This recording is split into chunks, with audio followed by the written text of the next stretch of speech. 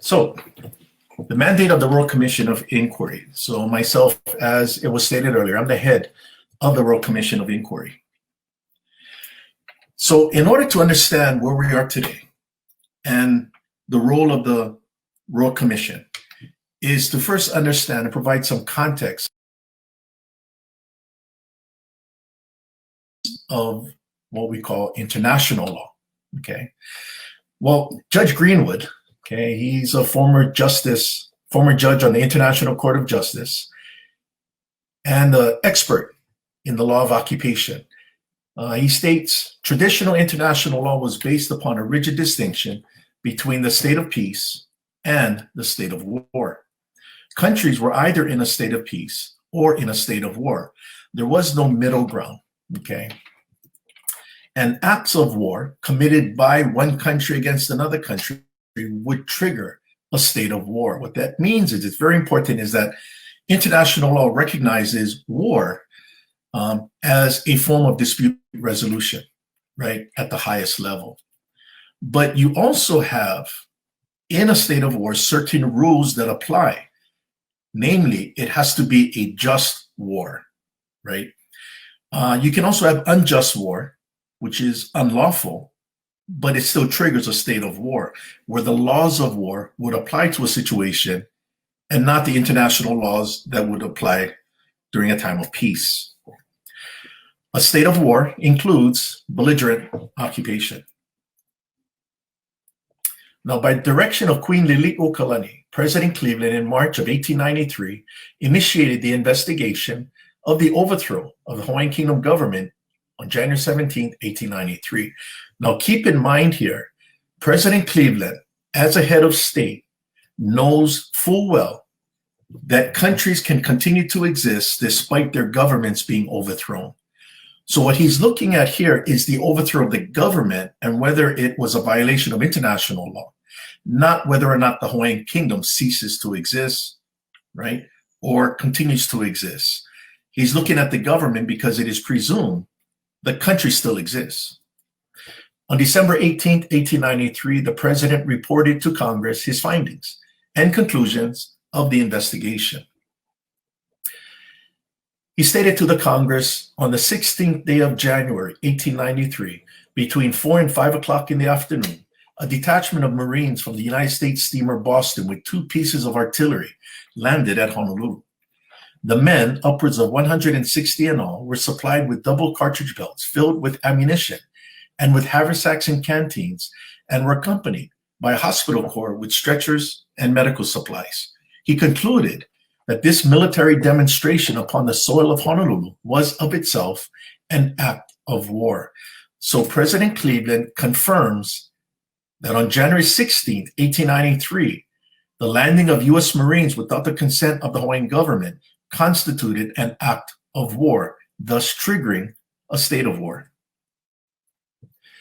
President Cleveland also stated that by an act of war with the participation of a diplomatic representative of the United States and without authority of Congress, the government of a feeble but friendly and confiding people has been overthrown the following day on January 17th.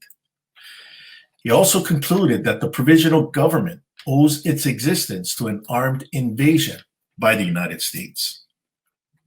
These acts of war committed by the United States is what triggered a state of war with the Hawaiian Kingdom, and that the lens to be used to understand Hawaii's situation is international law, but more importantly, the laws of war and occupation.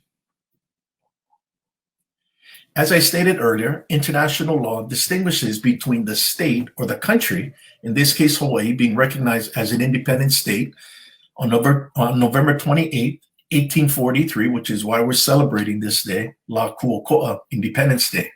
So the state was established, called the Hawaiian Kingdom, and that sovereignty was exercised by a Hawaiian Kingdom government. That government was concluded after an investigation by the usurpers, meaning the United States president, okay, the successor to President Harrison, that the overthrow of the government was in fact illegal. Now, what was illegal about the overthrow is that international law prohibits countries from intervening in the internal affairs of a country. If a country intervenes in the internal affairs, that is unlawful. Well, the landing of U.S. Marines on January 16, 1893 was intervention. That was unlawful as determined by President Cleveland. Now, that intervention by an invasion is what led to the overthrow of the government. So the overthrow of a government is not necessarily legal or illegal. The overthrow of a government is something physical. What was illegal was the duty of non-intervention. That law was violated by the United States, which ended up, by the actions of the U.S. Marines, the overthrow of the government. Despite the government being overthrown, the country still exists. And that's very important to make that distinction. Very important. Well, what were the laws of occupation at that time in 1893? Well, customary international law obligated the United States as the occupying state to administer the laws of the Hawaiian Kingdom and not the laws of the United States when they are in effective control of the territory. The United States acquired effective control over the territory when the Queen provided a conditional surrender to the United States, not to the provisional government or the insurgents. That was the transfer of effective control.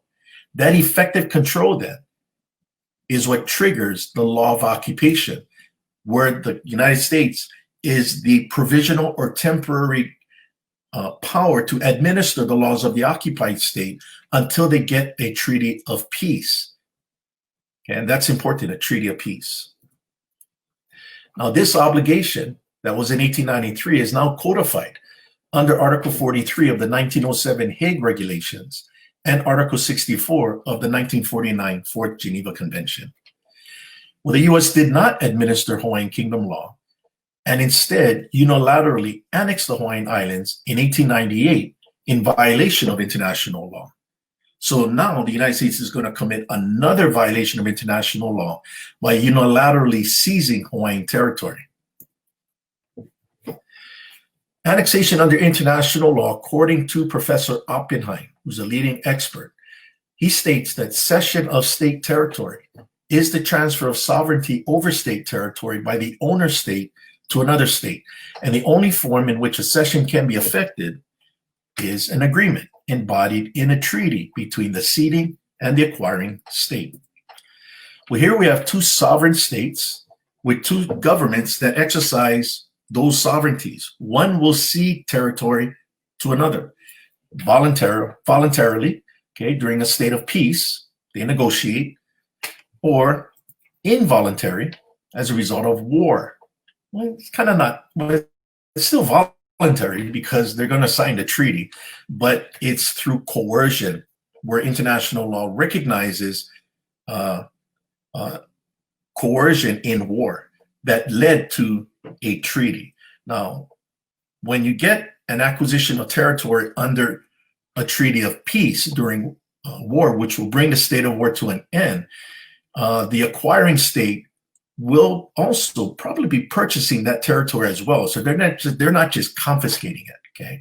And that's been the tradition, at least of the United States of America, with regard to treaty of peace. Well, here we have the United States of America, and the East Coast there was made up of the former 13 British colonies that acquired their independence from Great Britain in their revolution, and a treaty recognizing and ceding those territories to the new states, no longer British colonies, was in 1783 in a treaty with King George III. But how did the United States acquire all the rest of that territory? Well, in 1803, the United States acquired, during a state of peace, the Louisiana Purchase, all French territory west of the Mississippi River. That was acquired by a treaty of cession. Then in 1819, the Spanish transferred what we know today as Florida, and that was also during a state of peace. 1846, the British transferred what we know today as Washington and Oregon and Idaho, and that was also done during a treaty of peace. And then also acquired in 1867 from Russia the territory of Alaska, and that also was acquired during a treaty of peace. But America also has territory acquired during a treaty of in a state of war, right? And that would be the 1848 Guadalupe Hidalgo Treaty that ended the Mexican-American War. Another acquisition of territory would be Puerto Rico and the Philippines. They were in Guam. They were acquired from the Spanish in 1898 under a treaty of peace, which ended the Spanish-American War. The Philippines later acquired their independence after World War II, but Puerto Rico and Guam remained American territory. So that's how you would acquire territory under international law. So how did Hawaii get annexed? Well, on July 7, 1898, a joint resolution was enacted by both the House of Representatives and the Senate, called to provide for annexing the Hawaiian Islands to the United States. The problem here is that this joint resolution is a municipal law of the United States, enacted by its Congress. A joint resolution is not a treaty. Okay, that's very important to distinguish between American law and international law. This joint resolution is not a source of international law. Therefore, it's not a source of a lawful annexation. Now, the congressional records reflect one particular senator that sums it all up. You had quite a few of them that were on the record making the point, such as Senator Pettigrew, Senator Augustus Bacon. But Senator William Allen says it the best. He stated, "The Constitution and the statutes are territorial in their operation. That is, they cannot have any binding force or operation beyond the territorial limits of the government in which they are promulgated. In other words, the Constitution and statutes cannot reach across the territorial boundaries of the United States into the territorial domain of another government and affect that government or persons or property therein." He also explicitly stated that the joint resolution is ipso facto null and void. Now, what you're going to see here is he knew that American law is limited to U.S. territory, period. Well, nevertheless, 2 years later, the United States Congress passed another law. Okay? Again, another law. This is not a source of international law, but another law changing the name of the Hawaiian governmental infrastructure to the territory of Hawaii that was hijacked by an insurgency put up by the United States in 1893. And then in 1959, 59 years later, the United States Congress passes another law. And this law changed the name from the territory of Hawaii to the state of Hawaii. And then in 1993, the United States Congress passed another law, in this case, another joint resolution, basically apologizing for the illegality of the overthrow, but interjecting terms in this joint resolution that has fueled more confusion, such as Native Hawaiians being indigenous people, Native Hawaiians having the right for self-determination, and that the state of Hawaii needs to work with the Native Hawaiian population. Whatever the joint resolution of apology said, one thing is clear. The joint resolution of annexation is no different than the joint resolution, the joint resolution of apology is no different than the joint resolution of annexation. They both are American laws passed by the US Congress, period. Now, the United States Supreme Court in US versus Curtis Wright Export Corporation explicitly stated that neither the Constitution, which is the federal Constitution, nor the laws passed in pursuant of it, which are congressional laws, have any force in foreign territory. And operations of the United States in such territory must be governed by treaties, international understandings and compacts, and the principles of international law. This is the proper lens by which to look at Hawaii's situation. International law, not US law. Well, as Niklaus stated, Samuel Damon, an insurgent in 1895, who, by the way, was not American. He was a Hawaiian subject, okay? He stated on the record, if we are ever to have peace and annexation, the first thing to do is to obliterate the past. So Hawaii's history is clear as I presented it here, but why is it that nobody knew this before, okay? Whenever people in the past, let's say 30 years ago, would say, when they heard of an overthrow, they would say, oh, the overthrow of the Hawaiian Kingdom, as if the Hawaiian Kingdom in its entirety somehow ceased to exist, as opposed to, no, what was overthrown in 1893 illegally was its government, not the Hawaiian Kingdom, and that there was no annexation, or it was still a country, that the United States could not annex a foreign country by passing a law. Things that are taken for granted now because people are educated. Well, that's what they understood back then as well. If you look at the newspapers in the kingdom, they knew it very well, that the country still existed and it was not part of the United States. Well, Samuel Damon gives us a hint as to how they're going to address this. They need to obliterate the past. And you cannot change the minds of the adults.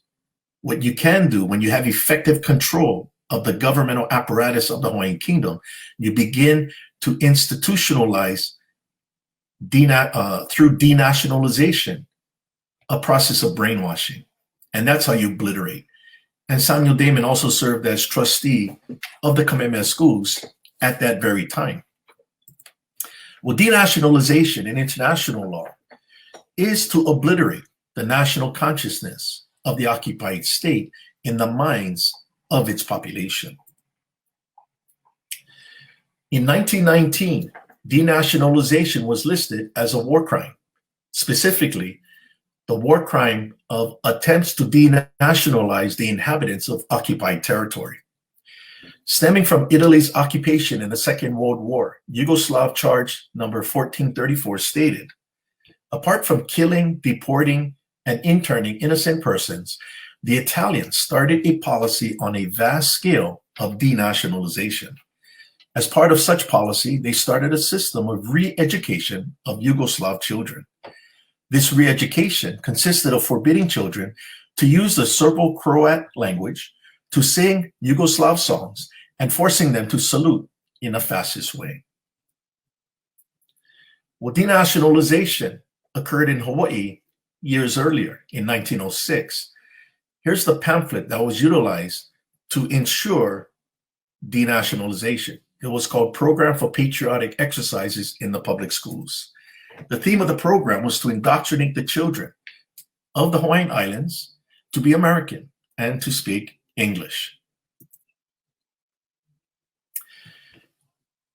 In 1907, Harper's Weekly magazine did a story on the denationalization process in Hawaii and visited 3 schools: Ka'iolani Public School, which was grades 1 through 8, Ka'ahumanu Public School, again grades 1 through 8, and Honolulu High School, which was later changed the name to President William McKinley High School.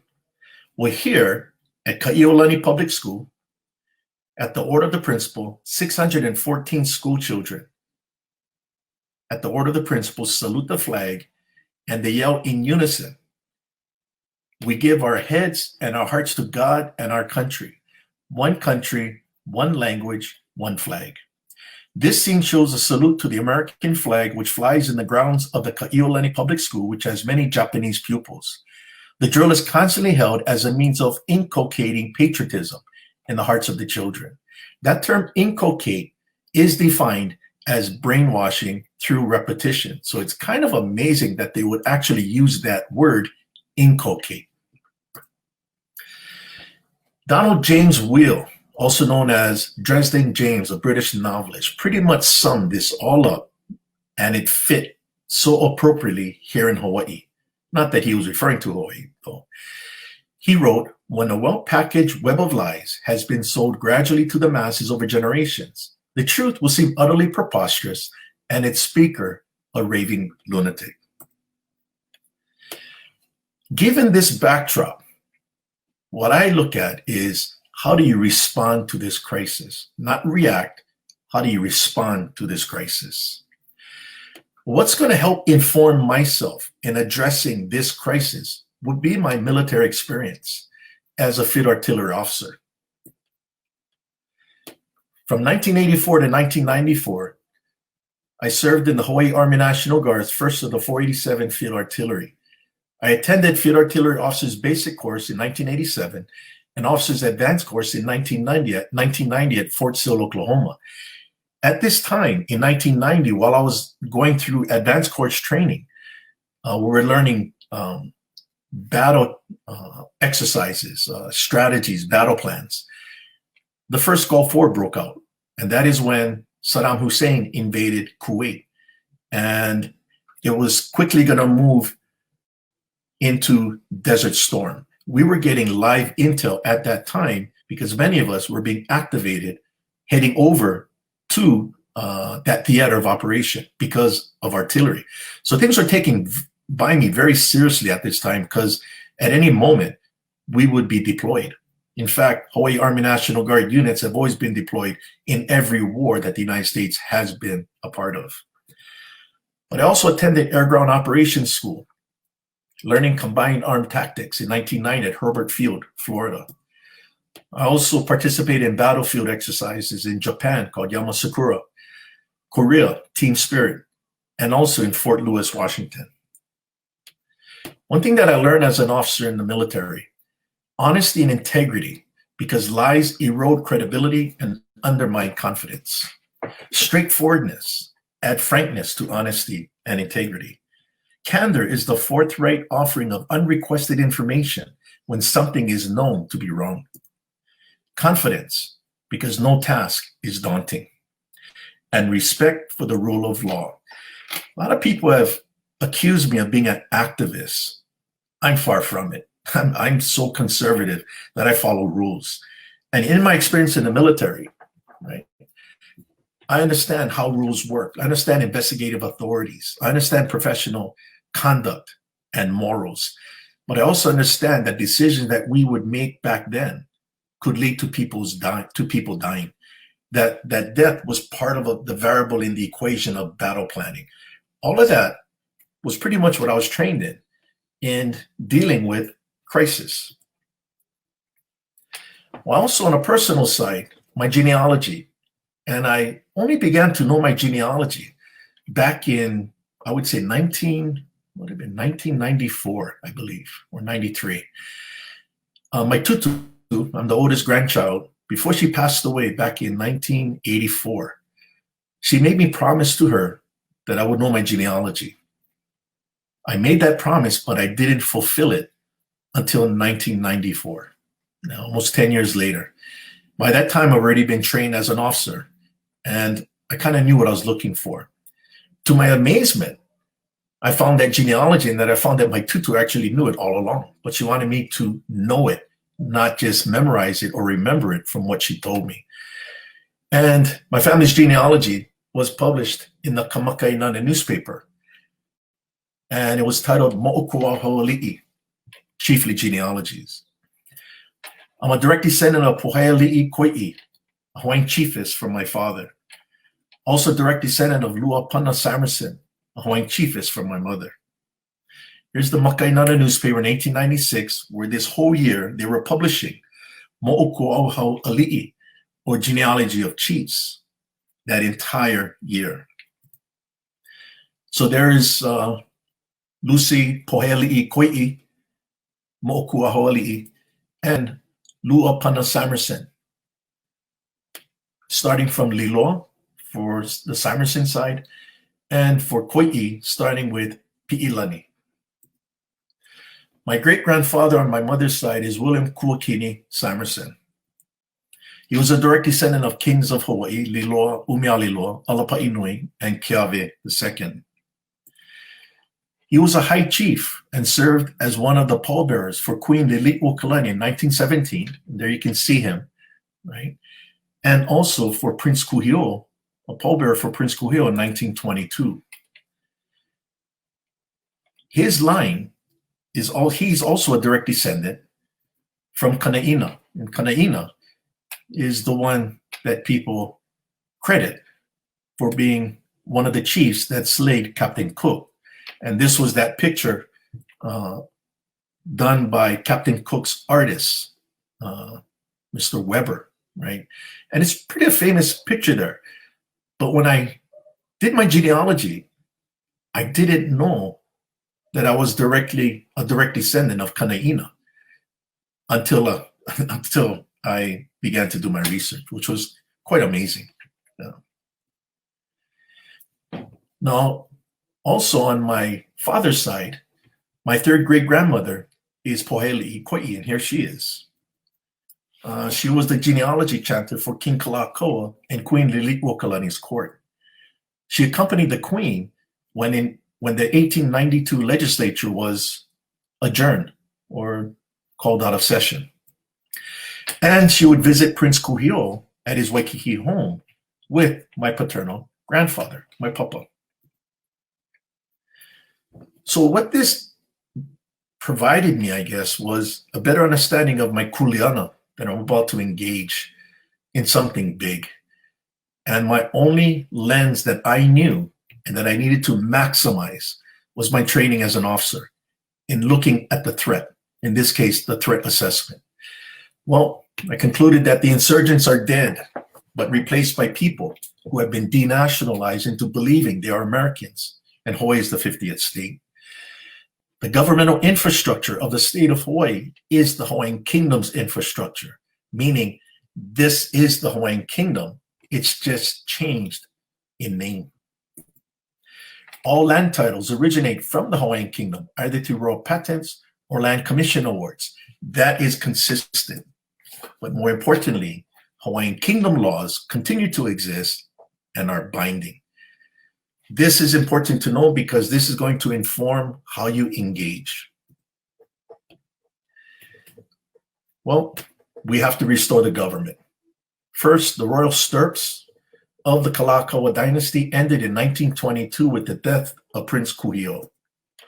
Article 22 of the 1864 Constitution provides for an election of a monarch by the Legislative Assembly, the same way Lunalilo was elected and Kalakaua was elected.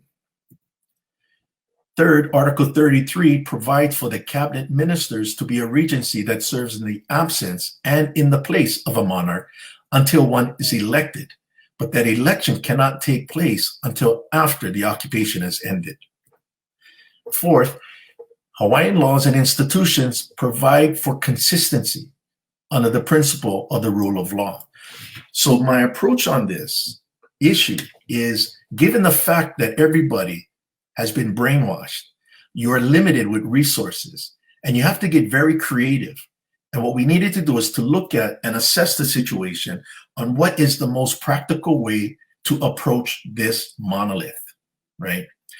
And it was apparent that we will need to utilize existing institutions and the law to expose and compel compliance. So restoring the Hawaiian government, the country, state sovereignty still exists as of 1843.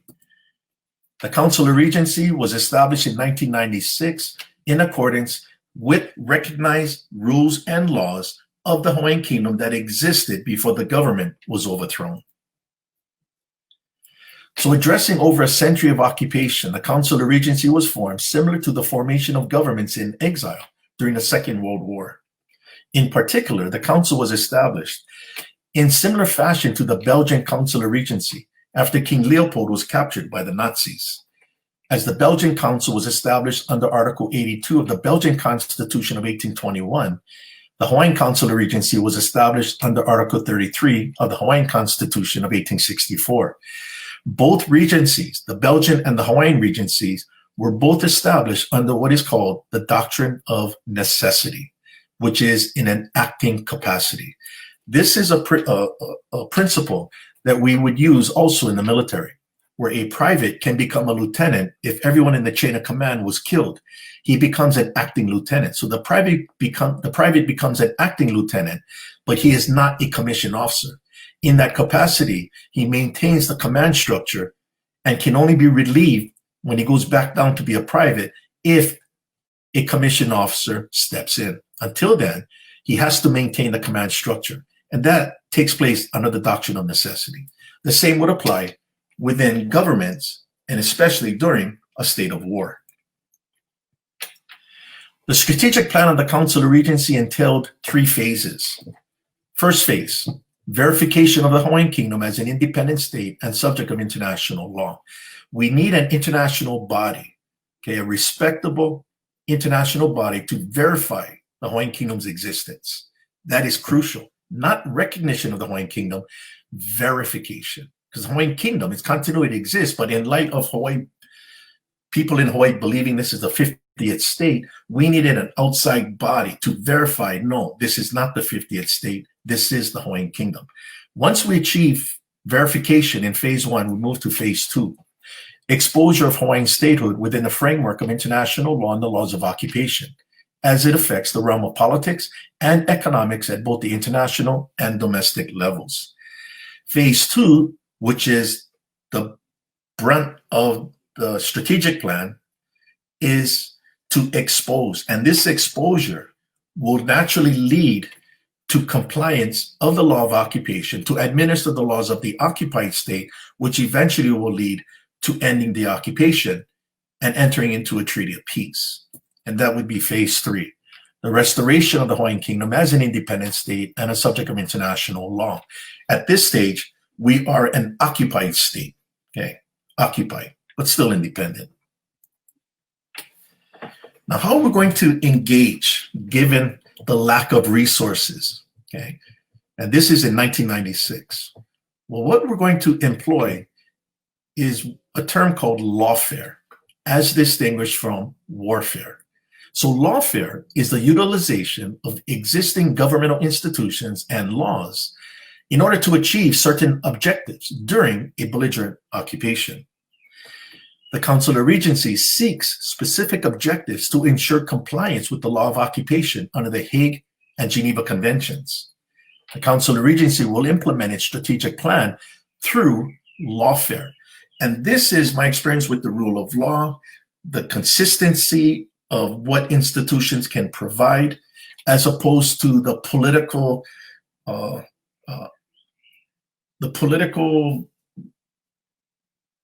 would I say?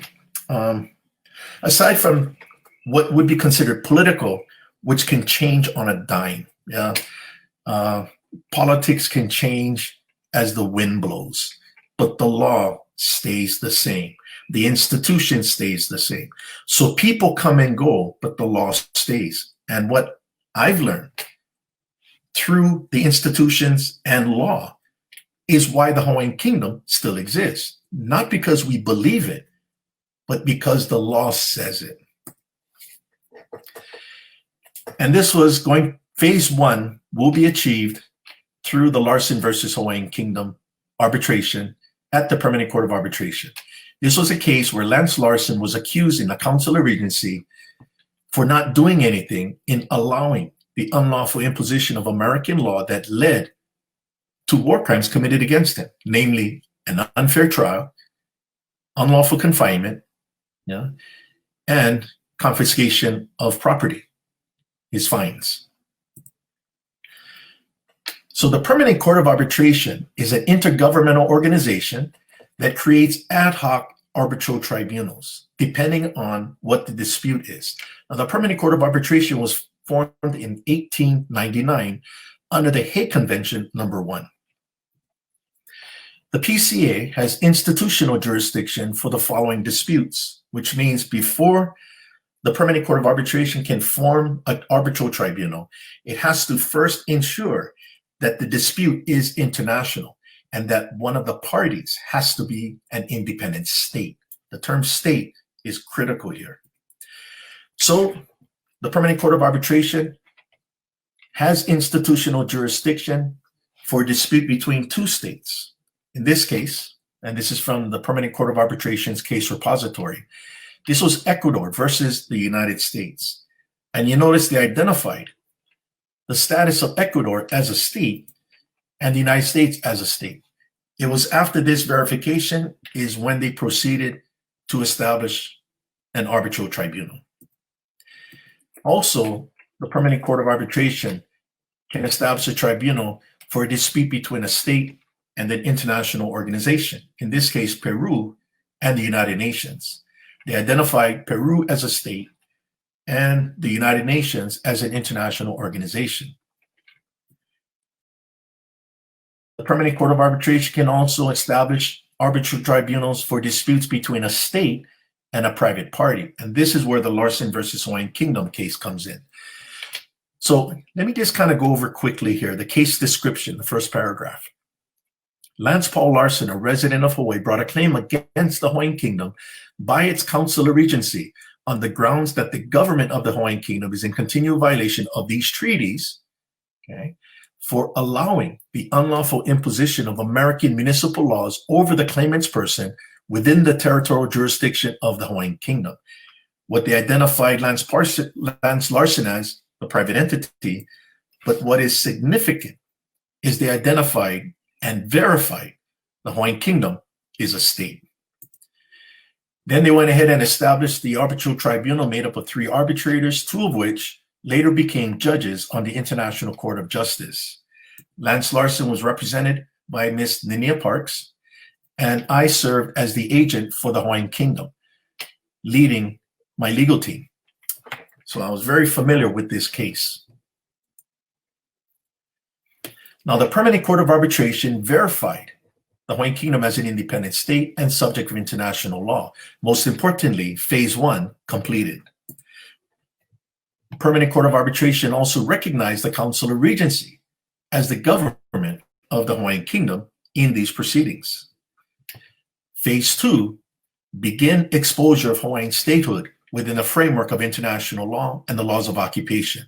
We began to expose Hawaii's status at the Permanent Court of Arbitration in oral hearings held on December 7, 8, and 11 in the year 2000, which was 20 years ago.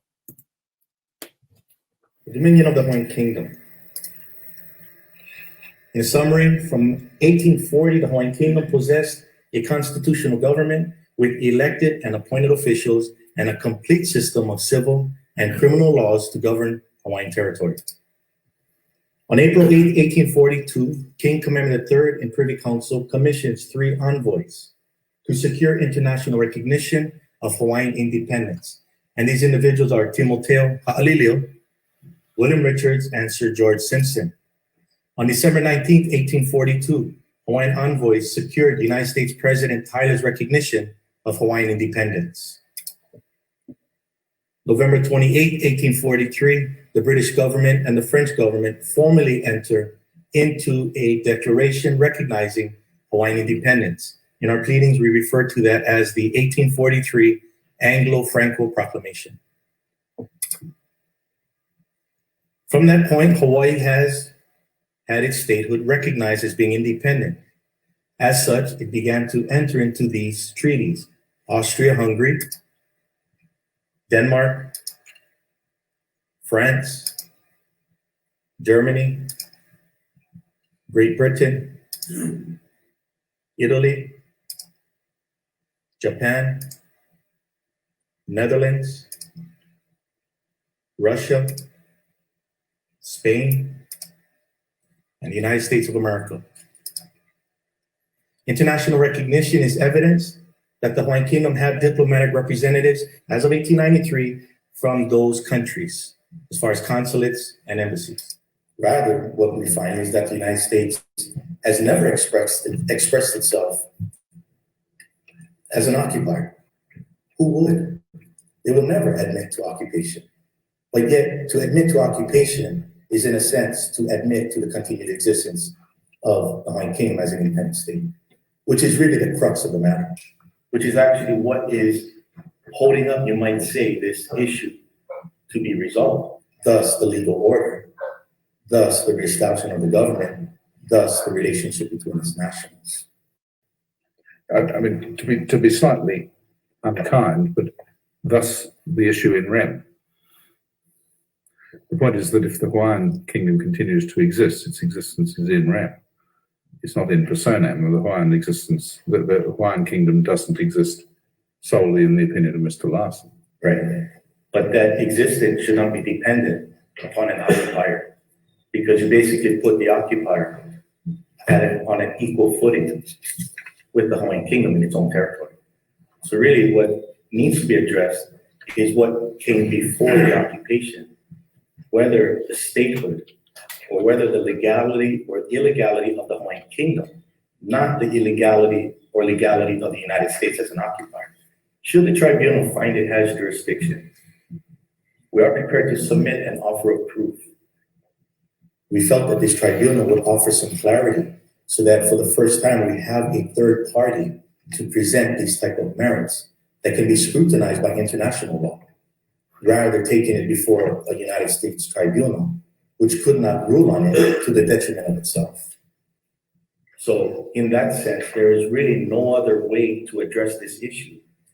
And the opportunity did arise because it was Mr. Larson who was adhering to Hawaiian Kingdom law. And if the United States was adhering to occupation, not whether they're illegal or illegal, but if they were adhering to the laws of occupation, we wouldn't be here right now. So what this shows you is what you can do when you understand how the law works and how institutions work. So we weren't there asking the Permanent Court of Arbitration as to whether or not the Hawaiian Kingdom exists. As Judge Crawford stated there, the issue of Hawaii's existence is an issue in rem. That's a term that means everyone is affected by it, whether they agree with it or not, as opposed to in personam, which is only in the mind or belief of Mr. Larson. Okay, so this is an example of lawfare, how you engage, and what we needed, our objective that we were able to acquire from this situation. Our specific objective was verification, and we got that. And that verification is what led to other things, namely on the last day of, that's going to be coming up just after this. But let me cover this first. After the case was done, okay, the Larson case, the arbitral case was completed, the American Journal of International Law was reporting on international cases. And the American Journal of International Law concisely stated what the proceedings was all about. At the center of the PCA proceedings was that the Hawaiian Kingdom continues to exist, and that the Hawaiian Council of Regency, representing the Hawaiian Kingdom, is legally responsible under international law for the protection of Hawaiian subjects, including the claimant. In other words, the Hawaiian Kingdom was legally obligated to protect Larson from the United States' unlawful imposition over him of its municipal laws through its political subdivision, the state of Hawaii. As a result of this responsibility, Larson submitted the Hawaiian Council of Regency should be liable for any international law violations that the United States had committed against him. That pretty much summed up what the whole case was about. It wasn't about whether or not the Hawaiian Kingdom exists. That was the given. That was the presumption. It does exist. Now, what do you do about this allegation that Lance Larson is alleging against the Council of Regency for allowing the unlawful imposition of American law? Basically, Lance's attorney was accusing us of negligence, okay? That we did not do our due diligence, but rather negligent in allowing those laws to be imposed. Well, before Lance Larson could determine how liable the acting Council of Regency was, if it was true, which we said it wasn't, he needed the United States to participate in these proceedings because it was the United States that put Larson on trial, put him in prison, and fined him, not the Council of Regency. The Council of Regency was being held liable for those violations, but because the United States declined the invitation to join in the arbitration, Lance Larson could not proceed against the acting government. So we basically won the case that Lance could not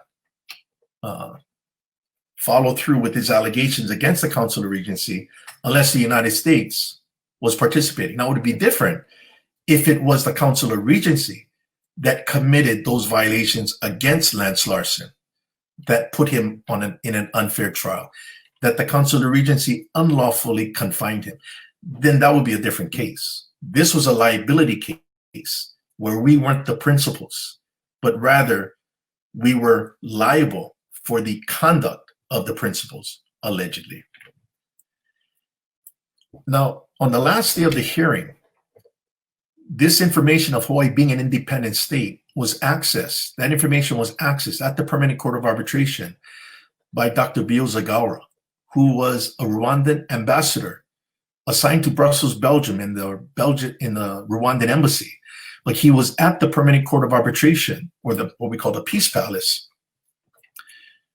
on Friday, which was the second day of the hearing. Okay, so the oral hearings were held Thursday, Friday, and Monday.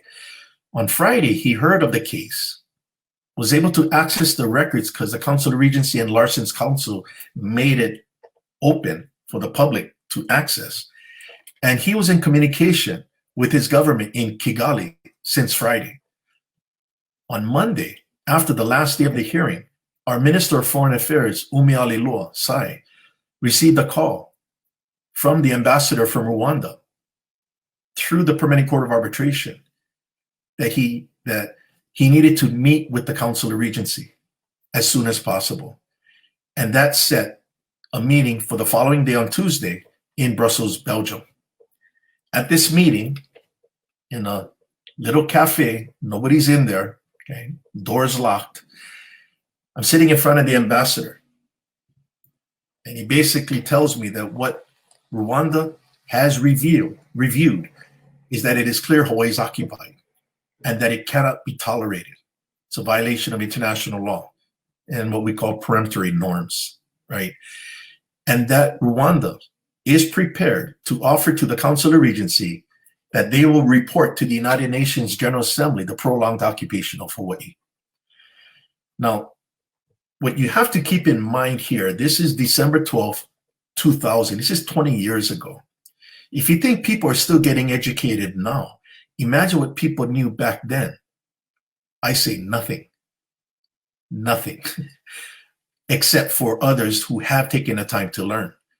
Others were claiming Hawaii was colonized. They're fighting for decolonization. You got sovereignty groups claiming that they're kings and queens. You have the state of Hawaii and the Democratic Party and the Republican, all self-declared. Massive confusion through brainwashing. And here, the ambassador from Rwanda, authorized by the president of Rwanda, is asking the Council of Regency's permission to present Hawaii's situation on the agenda to the United Nations General Assembly. Well, this prompted a meeting that I needed to have with my legal team, which was with me. So I excused myself from the ambassador. After our meeting, I sat back down and I conveyed to the ambassador, please give our sincere thanks to the president of Rwanda, but we are unable to accept this offer at this time because what we need to do, we need to address denationalization head on. We have to do that. And he thanked us, and I thanked him. We caught the train back to The Hague, and that's when we had to look at how we're going to go to the next step. What is the next step after this? Well, we looked in Field Manual 27-10, United States Army Field Manual, the law of land warfare. Again, remember, lawfare is our approach. Remedies for violation of international law, which are war crimes. In the event of violation of the law of war, the injured party may legally resort to remedial action of the following types. We are now going to seek this objective called publication of the facts with the view to influencing public opinion against the offending belligerent. We're going to deal with denationalization head on at the University of Hawaii. It was decided that since I already had a bachelor's degree in 1987, and I was taking classes in Hawaiian studies courses back then that was teaching things that I know now is wrong. The Mahele, indigenous people, all that stuff. Colonization, I knew was wrong. So I was well prepared to know what to expect. So it's decided that since I had the bachelor's degree, the Council of Regency agreed I should enter the political science department, become a graduate student, and pursue a master's degree specializing in international relations, and eventually get a PhD dealing with Hawaii's occupation and how to fix the problem.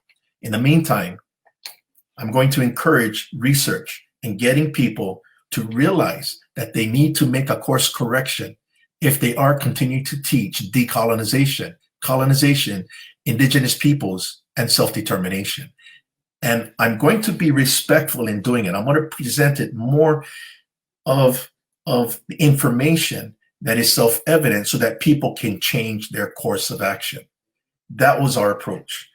Well, it led to a plethora of journal articles, both peer review and law review. It also led to PhDs, master's theses, and other publications. And here is just some of them.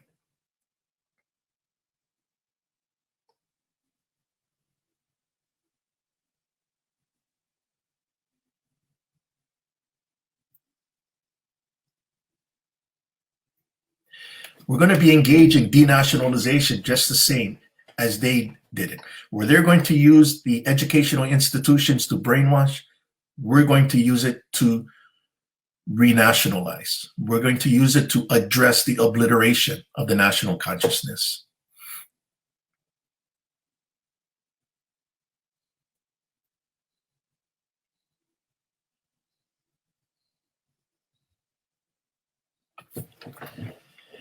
Now, this teaching at the university also led to the delegation that represented the Hawaii State Teachers Association before the National Education Association's Representative Assembly in 2017 on July 4th, where they were able to get many, many votes to pass New Business Item 37, where it states that the NEA will publish an article that documents the illegal overthrow of the Hawaiian monarchy in 1893, the prolonged illegal occupation of the United States in the Hawaiian Kingdom, and the harmful effects that this occupation has had on the Hawaiian people and resources of the land. When these delegates came home from Boston, I was asked to draft those 3 articles to be published by the NEA on behalf of the Hawaii State Teachers Association. So my first article was published by the NEA April 2nd, 2018, the illegal overthrow of the Hawaiian Kingdom government. Notice I put government in there, not just leaving it with the Hawaiian Kingdom, because it was the government that was overthrown illegally, not the Hawaiian Kingdom, the country. The second article came out on October 1st, 2018, the U.S. occupation of the Hawaiian Kingdom. And then the final article, October 13th, the impact of the U.S. occupation on the Hawaiian people. This education also prompted a United Nations independent expert to draft a letter to two judges and members of the judiciary of the state of Hawaii. It was authored by Dr. Alfred Desaias, who was selected by the Human Rights Council as a United Nations independent expert. He wrote, as a professor of international law, the former secretary of the UN Human Rights Committee, co-author of the book United Nations Human Rights Committee on Case Law, and currently serving as the UN independent expert on the promotion of a democratic and equitable international order, I have come to understand that the lawful political status of the Hawaiian Islands is that of a sovereign nation state in continuity, which means in continued existence, but a nation state that is under a strange form of occupation by the United States, resulting from an illegal military occupation and a fraudulent annexation. As such, international laws, the Hague and Geneva Conventions, require that governance and legal matters within the occupied territory of the Hawaiian Islands must be administered by the application of the laws of the occupied state, in this case, the Hawaiian Kingdom, and not the domestic laws of the occupier, the United States. This is a radical departure from the colonial position, because colonization operates on you becoming decolonized before you can make your own law. under the law of occupation, your laws continue to exist. Again, this is an example of the consistency of institutions and laws despite time, over 100 years. The Hawaiian Kingdom as an independent state, its institution and laws have not changed. Now, what took place was the failure to administer the laws of the occupied state in order to conceal the illegality. That's what we're dealing with. We're not trying to restore a country. We're operating within the system that still exists today. It's just called something that it's not. It's called the state of Hawaii. That governmental infrastructure is the Hawaiian Kingdom's infrastructure. So what we have here is through education, as people are getting educated, they now are starting to realize what war crimes are and also becoming victims. Prior to this, ignorance. Ignorance was bliss. Well, once you get educated, once you become aware, it's now painful because now you see it. And how do you fix this? So just as Lance Larson, his counsel was alleging that we were allowing the unlawful imposition of American law, our excuse back then was we were dealing with something big and very complex, and we had to operate and achieve phase one first before moving on anything. But once we achieved verification and we went past phase one into phase two, that entered the arena of education and exposure. Well, now we're getting into the area of enforcement. This is called due diligence. And how you enforce is used by a term which is called police power. So police power is the exercise of control for the purpose of promoting the general welfare of the country, even when it is occupied by a foreign power. What is important here is the United States, through the state of Hawaii, is in effective control of Hawaiian territory. That's what triggers the law of occupation to administer the laws of the occupied state. Now, the Council of Regency, as the government of the occupied state, has no effective control because we're occupied. But that doesn't mean we don't have police power. We just don't have, or we just can't effectively employ police power. But police power includes investigations and holding people accountable for prosecution down the road. This police power is embodied in Article 13 of the 1864 Constitution, where it says the king conducts his government for the common good and not for the profit, honor, or private interest of any one man, family, or class of men among his subjects. So going back to the laws of war, okay, remedies for violation of international law, there is a section there called remedies and reprisals. At the request of a party to the conflict, an inquiry shall be instituted in a manner to be decided between the interested parties concerning any alleged violation of the Geneva Convention, which are considered grave breaches and war crimes. Inquiry, that's what's important. So the Council of Regency, it is going to secure an objective in order to employ police power in its limited capacity as an entity not in effective control, but in a position of exercising the sovereignty of the occupied state. So Royal Commission of Inquiry was formed on April 17th of last year, 2019. I was selected as the head of the Commission of Inquiry because of my background and my expertise. In particular, Article 1, Section 2, the purpose of the Royal Commission will be to investigate the consequences of the United States belligerent occupation, including with regard to international law, humanitarian law, and human rights, and the allegations of war crimes committed in that context. The geographical scope and time span of the investigation will be sufficiently broad and be determined by the head of the Royal Commission. Article 3, composition of the Royal Commission of Inquiry shall be decided by the head and shall be comprised of recognized experts in various fields. The Royal Commission of Inquiry has acquired legal opinions from the following experts in international law. Professor Matthew Craven from the University of London School of Law on the subject of the continuity of the Hawaiian Kingdom as a state under international law. Professor William Shabas, Middlesex University, London School of Law on the subject of the elements of war crimes committed in the Hawaiian Kingdom. And Professor Federico Lenzerini, University of Siena, Italy, Department of Political and International Studies on the subject of human rights violations in the Hawaiian Kingdom and the right of self-determination of an occupied people, not a colonized people. There's a distinction there.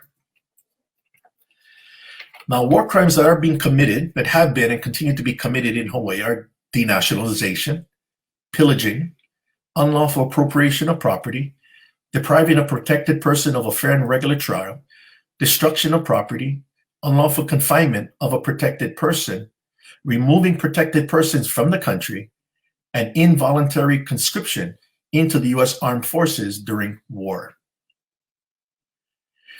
Now, there is no statute of limitation for those who commit these war crimes. Okay, what that means is, even though you may feel safe now in committing these crimes because you feel confident that this is the state of Hawaii, when that ends, you could be hunted down and prosecuted until you're at least 80 years old. A case in point is they are still hunting Nazis today. That is how profound the commission of war crimes is. It is a violation of international law, and countries are obligated to prosecute. So states and the International Criminal Court are obligated to prosecute individuals who have committed war crimes irrespective of their nationality or the territory where the crime was committed. So if you committed a crime in one country and travel through the territory of another country, and you go through customs, and that government has information and evidence that you committed a war crime, they have a duty to detain you and put you on trial, even though that crime was committed outside of its territory. That is what is called international criminal law. Now, the Royal Commission of Inquiry provides its reports to the Council of Regency, contracting states of the Hague and Geneva Conventions, the International Criminal Court, the International Committee of the Red Cross, and the National Lawyers Guild. Its first task was to publish an ebook on the formation of the Royal Commission of Inquiry and on certain subjects relating to the Hawaiian Kingdom and its prolonged occupation by the United States. And this prompted the latest ebook we have here, the Royal Commission of Inquiry, investigating war crimes and human rights violations committed in the Hawaiian Kingdom. I wrote the section on the Royal Commission of Inquiry that also explains our situation and how also the government was restored. Chapter 1, Hawaiian Constitutional Governance. It explains how the Hawaiian Kingdom operated from a constitutional and statutory standpoint. Belligerent occupation of the Hawaiian Kingdom, Chapter 2. Chapter 3, Continuity of the Hawaiian Kingdom as a state under international law. This is by Professor Matthew Craven. Chapter 4, War Crimes related to the United States belligerent occupation of the Hawaiian Kingdom, written by Professor William Chabas. And Chapter 5, International Human Rights Law and Self-Determination of Peoples related to the United States occupation of the Hawaiian Kingdom, by Professor Federico Lenzerini of Italy. The Royal Commission of Inquiry will officially begin with providing preliminary reports on certain subjects in order to bring awareness as to the scope of its investigative authority and the methods of its investigation. This led to the preliminary report titled The Material Elements of War Crimes and Ascertaining the Mens Rea. The one thing that international law requires, criminal law, is that for someone to be criminally culpable for prosecution of committing a war crime, they have to have been made aware of the occupation. Not they have to believe it, but they have to be made aware that there is a state of occupation under international law. Once that awareness is made, they can be held criminally liable for violating international law, which could constitute a war crime. This preliminary report gets into the details of how the Royal Commission of Inquiry will be looking at the situation before it starts to do its reports on naming names and providing evidence in order to secure prosecution. The second preliminary report was on the authority of the Council of Regency of the Hawaiian Kingdom. Professor Federico Lenzerini drafted a legal opinion affirming that the Hawaiian Kingdom is legitimate and it does have the authority under international humanitarian law and also under Hawaiian Kingdom law. So he provided that basis because we felt that people may question the reports of the Royal Commission of Inquiry because of our status as a governing body. So this legal opinion was able to settle that. And the third preliminary report, the legal status of land titles throughout the realm, and its supplemental report on title insurance. So in this time of the pandemic, title insurance becomes very important because people need to pay their mortgage payments every month, right, when they borrow their money. But title insurance actually, as I'll cover soon, actually pays off the loan if there's a defect in title. The preliminary report on the legal status of land titles throughout the realm provides that information as to why there is or are defects in title since 1893. So as a consequence of the United States' deliberate failure to administer the laws of the Hawaiian Kingdom, all land titles were incapable of conveyance after the government was illegally overthrown on January 17th. Land titles in Hawaii originate as early as 1843, and in order to convey title to land, the deed must be notarized and recorded in the Bureau of Conveyances that exists within the Ministry of the Interior. After 1893, the notaries were insurgents. They weren't a government. So that means that any document that was notarized after January 17, 1893, by those individuals who were claiming to be a pretending government, a provisional government, that's actually comes under the law of forgery and fraud and impersonation. This renders all land titles and consequently all mortgages void. This information has garnered the attention of people in Hawaii who have lost their jobs as a result of the pandemic and are not able to make their monthly payments. They are realizing that when they were in escrow, they were required to buy title insurance for the lenders before the lender would accept their mortgage to secure the repayment of the loan. If there is a defect in the title, which renders the mortgage void, the title insurance pays off the remaining balance of the loan if the insurance company is unable to remedy the defect.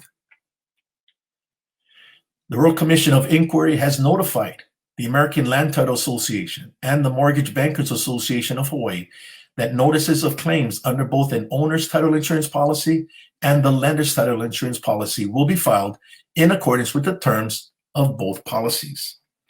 State of Hawaii officials are looking into this matter in order to protect borrowers who purchase title insurance to cover their debt owed to the lenders. In fact, just today, I received an official letter from a State of Hawaii official that is looking into this matter as a means of protecting people who have been affected by this pandemic and unable to make their monthly payments because they may have worked in the hospitality industry or the tourism industry and they no longer have that job. Well, along with New Jersey, Florida, New York, and Nevada, Hawaii will be expecting an explosion of foreclosures according to the Mortgage Bankers Association. For people that are interested in the Royal Commission of Inquiry, you can visit hawaiiankingdom.org. Go to the bottom left link and hit Royal Commission of Inquiry, and all that information is there for people to review. And please spread this information far and wide. Well, the National Lawyers Guild on November 10th sent a letter to Governor Ige. In its first paragraph, it states the National Lawyers Guild, the oldest and largest progressive bar association in the United States with 70 chapters and more than 6,000 members, calls upon the state of Hawaii and its county governments as the proxy of the United States, which is in effective control of Hawaiian territory, to immediately comply with international humanitarian law while the United States continues its prolonged and illegal occupation of the Hawaiian Kingdom since 1893. The letter continues in explaining the position that the National Lawyers Guild had taken on Hawaii's occupation. And the letter ends as an organization committed to the mission that human rights and the rights of ecosystems are more sacred than property interests, the National Lawyers Guild is deeply concerned that international humanitarian law continues to be flagrantly violated with apparent impunity by the state of Hawaii and its county governments. This has led to the commission of war crimes and human rights violations of a colossal scale throughout the Hawaiian Islands. International international criminal law recognizes that the civilian inhabitants of the Hawaiian Islands are protected persons who are afforded protection under international humanitarian law, and their rights are vested in international treaties. There are no statute of limitations for war crimes, as you must be aware. We urge you, Governor Ige, to proclaim the transformation of the state of Hawaii and its counties into an occupying government, pursuant to the Council of Regency's proclamation of June 3rd, 2019, in order to administer the laws of the Hawaiian Kingdom. This would include carrying into effect the Council of Regency's proclamation of October 10th, 2014, that bring the laws of the Hawaiian Kingdom in the 19th century up to date. We further urge you and other officials of the state of Hawaii and its counties to familiarize yourselves with the contents of the recent ebook published by the Royal Commission of Inquiry and its reports that comprehensively explains the current situation of the Hawaiian Islands and the impact that international humanitarian law and human rights law have on the state of Hawaii and its inhabitants. Best regards, the National Lawyers Guild. This is significant because, again, this is in line with the Council of Regency's application of Lawfare. The 6,000 members of the National Lawyers Guild are lawyers and law practitioners, and that's what's important. So this was very important for the Hawaiian Kingdom Council of Regency to achieve, and it just keeps moving. But we're now in the phase of exposure in holding people accountable, not just educating. But education is still consistent. It'll always be consistent, and it would be continuous. But now we're getting into the objective of accountability. So let me go ahead and stop sharing. And that pretty much sums up my presentation.